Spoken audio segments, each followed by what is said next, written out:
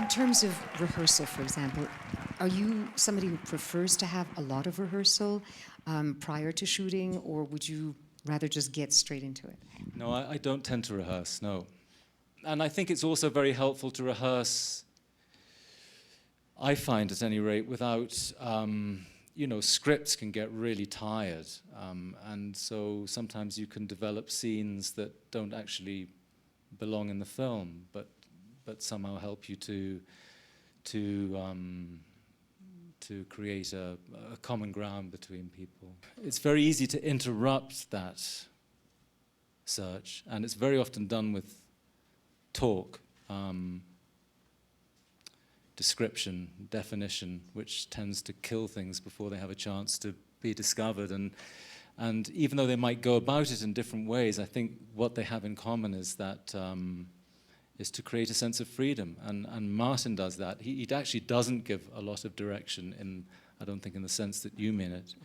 And Jim would be the same. In fact, he'd be just sort of anywhere else telling stories to people whilst you were getting on with it. So Stephen, on the other hand, he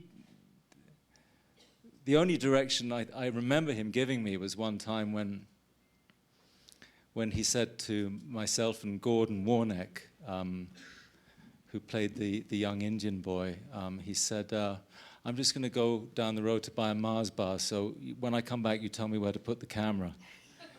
And that was the only, I remember that was the only decisive thing that he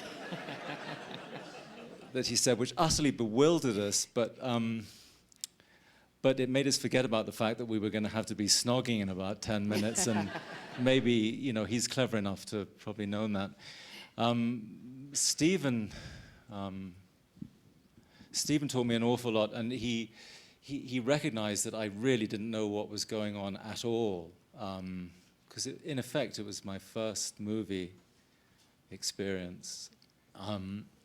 And I think it exasperated him sometimes, to the point where he actually invited me into the cutting room with Mick Audsley and said, you better watch this and see how these things are put together. And but he always, I think, assumed that you would be looking for those things you needed to look for. No one else can tell you what you need to look for, I don't think.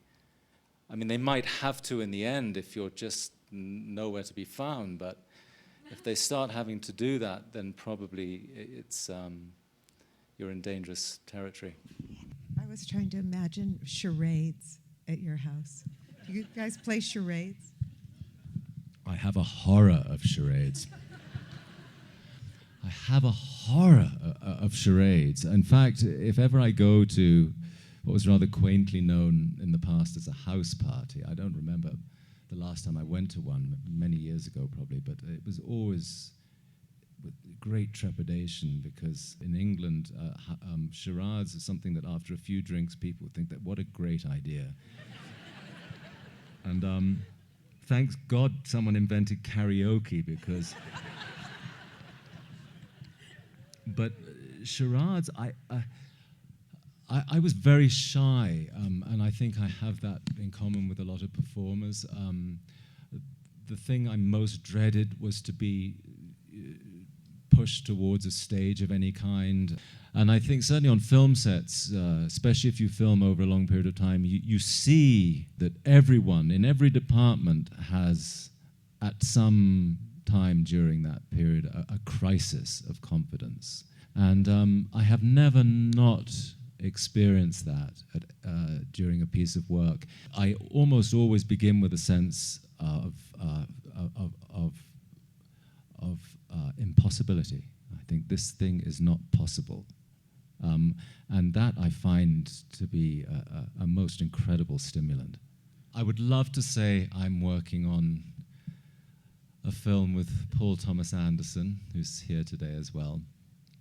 Unfortunately, we have to admit that we've finished it. We've been trying to convince ourselves there's still something to do, but we finished shooting it exactly a year ago. And it's a film called There Will Be Blood. and it's very loosely based on the novel Oil by Upton Sinclair. Firstly, yes, I think I am probably a character actor. I think all actors are character actors, but we're separated off into sort of sub-species of various kinds. But I respond most instantly, I suppose, to writing. I have always admired great writing, and that's something that is nigh on impossible to find in a script. But when you see great writing in a script, it's startling because it's so rare.